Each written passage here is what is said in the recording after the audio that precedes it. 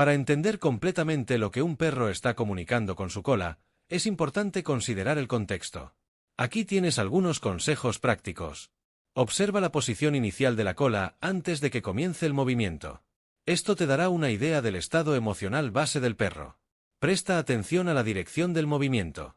Como mencionamos antes, un meneo hacia la derecha suele ser positivo, mientras que hacia la izquierda podría indicar ansiedad. Considera el lenguaje corporal general.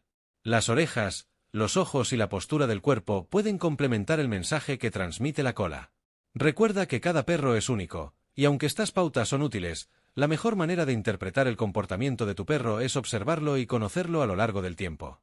El movimiento de la cola de los perros es mucho más que un gesto bonito, es una herramienta de comunicación compleja y fascinante.